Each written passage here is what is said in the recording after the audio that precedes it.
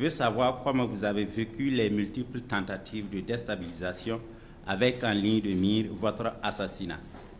Avant de nous engager dans cette mission, je pense qu'il y a un certain nombre de risques qu'il faut mesurer et accepter d'assumer.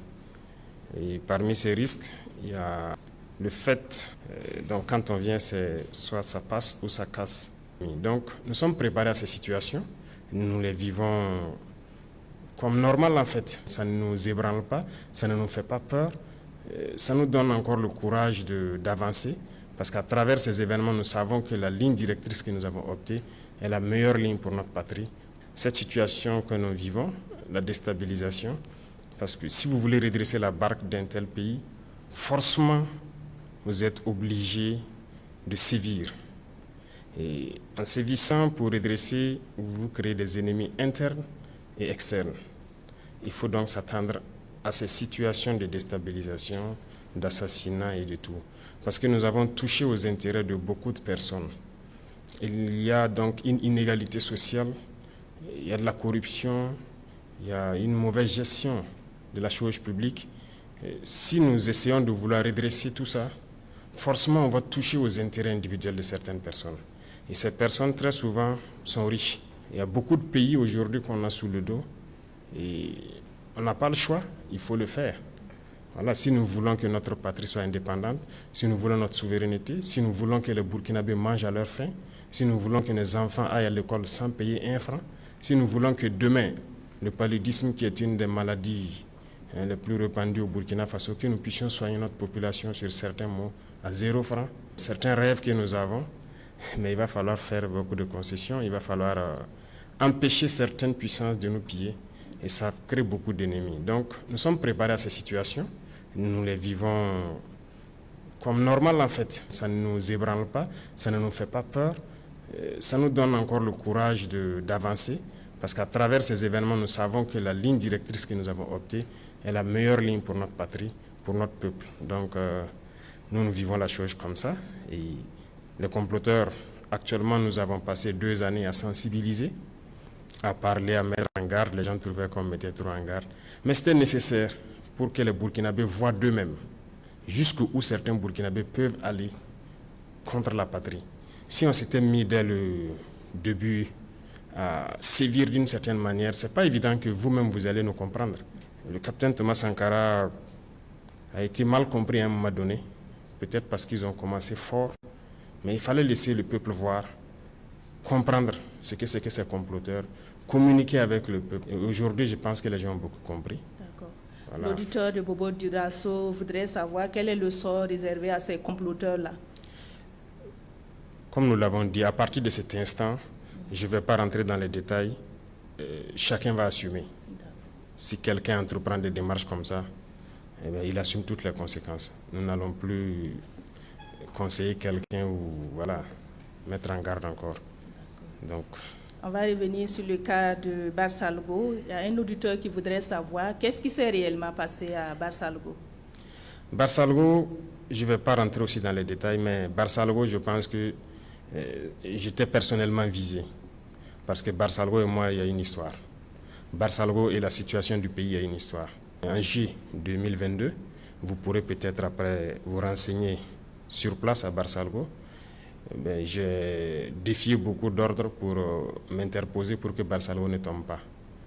Et donc j'ai sacrifié beaucoup de choses quand même à Barsalgo. C'est le lieu pour moi de remercier beaucoup de gens qui nous ont soutenus dans notre manœuvre. Et je pense qu'ils ont ciblé Barsalgo parce que ça allait me toucher. Voilà, c'était l'objectif. Je ne veux pas rentrer dans certains détails, mais bon, peut-être qu'un jour nous aurons l'occasion d'en parler. D'accord. Alors, votre réaction sur le discours d'orientation politique du feu capitaine Thomas Sankara, c'est une préoccupation des Jean Ilboudo de Ouagadougou. Oui, c'est vrai. Nous avons d'ailleurs choisi la date du 2 octobre pour le lancement des journées patriotiques, d'engagement patriotique.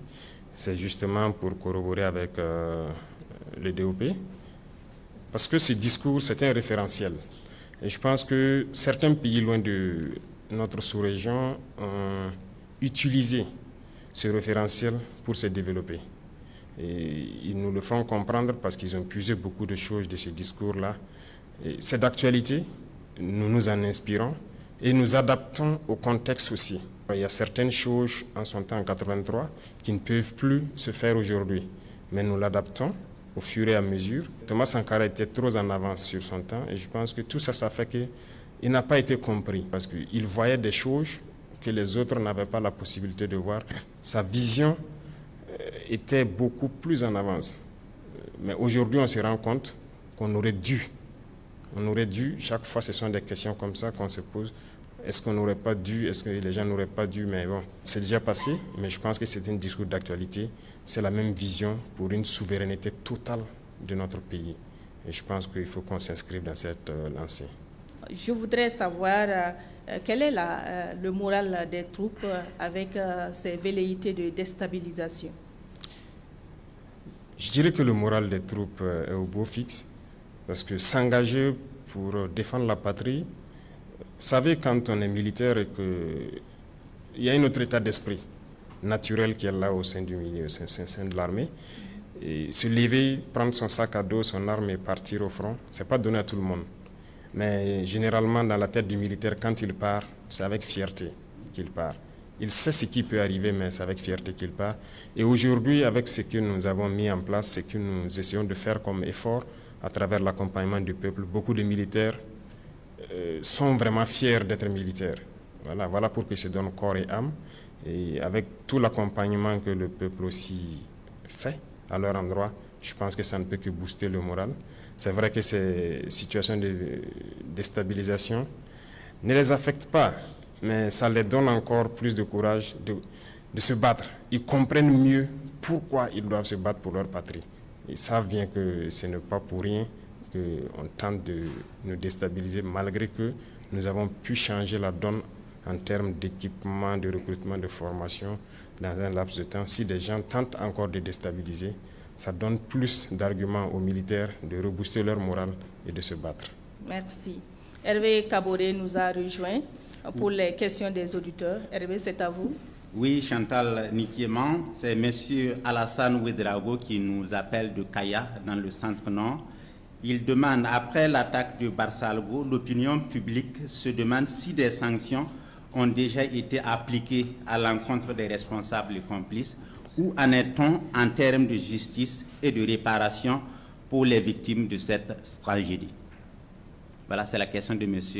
Ouedraogo Alassane de Kaya, en attendant. Merci Hervé. Monsieur le Président, vous avez la parole pour répondre à M. Ouedraogo. D'accord, merci. Il faut dire qu'après toute attaque, depuis qu'on est là, après chaque attaque, nous essayons de faire une analyse de la situation pour comprendre qu'est-ce qui a marché et qu'est-ce qui n'a pas marché. Tant qu'on n'arrive pas à le faire, on ne peut pas améliorer la situation. Donc, naturellement, après l'attaque de Barsalgo, sur le plan militaire, il faut analyser qu'est-ce qui s'est passé, qu'est-ce qui a marché, qu'est-ce qui n'a pas marché. Là, nous sommes presque au bout donc, de cette enquête. Je pense que les autorités militaires sont allées plusieurs fois à Barsalgo, enquêter, continuent d'enquêter aussi à travers Kaya. Et les responsabilités seront situées d'ici quelques jours. J'attends le résultat du rapport. Et les sanctions vont tomber. Toutes les attaques, c'est ce que nous faisons. Il y a eu des attaques où on est amené à radier souvent certaines personnes qui ont manqué au devoir. Voilà, parce qu'on n'a pas le choix tant qu'on s'engage et qu'on sent que la faille vient du dispositif, il faut sévir. Donc nous attendons le rapport final pour agir. S'agissant donc des victimes, c'est naturel, nous avons adopté des lois pour que les enfants de ceux qui auraient perdu la vie dans cette guerre-là, on les récupère comme pupilles de la nation. Et ceux aussi qui sont tombés, on les prend comme martyrs. Le gouvernement est permanemment aux côtés donc, des populations pour pouvoir prendre en charge déjà sur tout le côté psychologique, sur le côté humanitaire, santé et tout, de tous les membres donc, des familles qui ont été endeuillées lors de cette tragédie. D'accord. Hervé Kaboré a des questions des auditeurs. Il nous rejoint une fois de plus. Oui, Chantal Nikiéman, les auditeurs ont encore envoyé des questions d'actualité. C'est M. Thomas Kafando de Zignari. En rapport avec le mois du consommant local, il demande quelles sont les stratégies pour un développement endogène basé sur les produits made in Burkina. Et puis M. Karim Zango de FADA demande, vous avez des équipes gouvernementales qui rencontre actuellement les leaders coutumiers. Quelles sont vos attentes?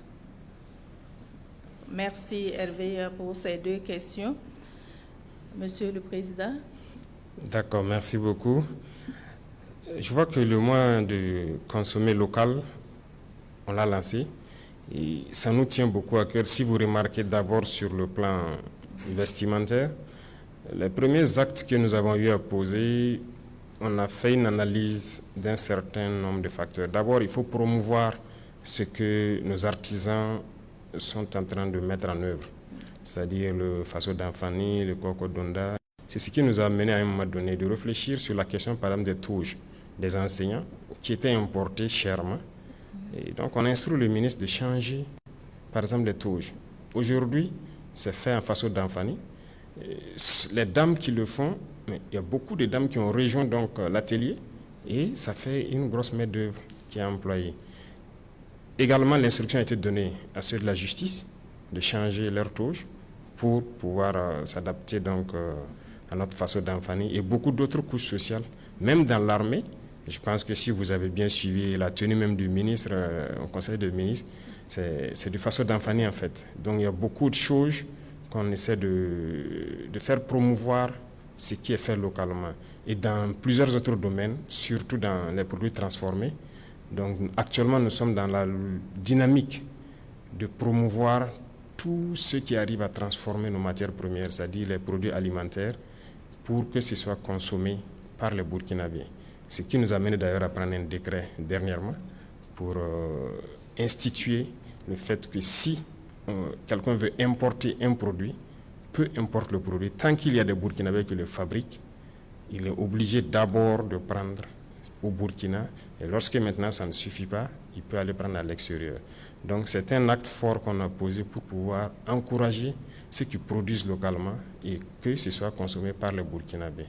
Donc sur ce volet, je pense que nous sommes dans une bonne dynamique. On ne peut pas dévoiler toute la stratégie à venir, parce que comme je l'ai dit, ceux qui ont l'habitude d'importer, ça ne les plaît pas forcément d'appliquer ce que nous voulons. Mais si nous voulons être Burkinabés, on est obligé de prendre des mesures.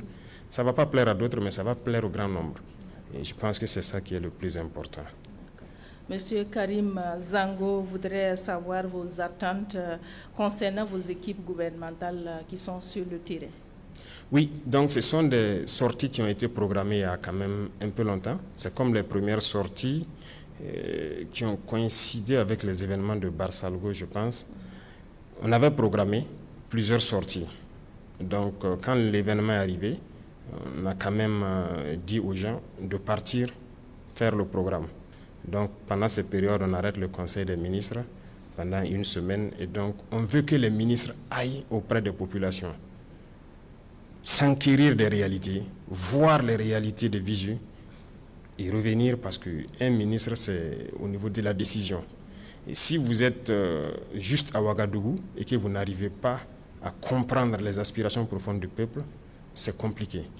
Donc, c'est un programme, ça ne sera pas la première fois, ça ne sera pas la dernière fois. Ils sont allés vers les populations dans toutes les régions pour s'enquérir des vraies réalités, comprendre les difficultés. Et je pense que chaque ministre donc, va réaménager son programme en fonction des besoins réels de nos populations. C'est le même état d'esprit qui nous a amené à aller vers les chefs coutumiers, parce que nous voulons les remettre dans leur rôle. Leur rôle, donc, de maintenir cette cohésion sociale, l'unité, la paix. Voilà, il faut qu'ils s'affirment, qu'ils arrivent à nous aider à éduquer la jeunesse.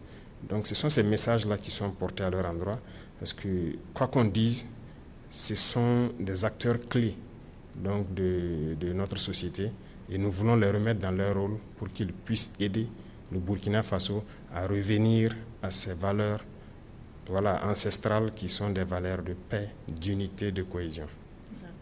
Merci pour ces éclairages.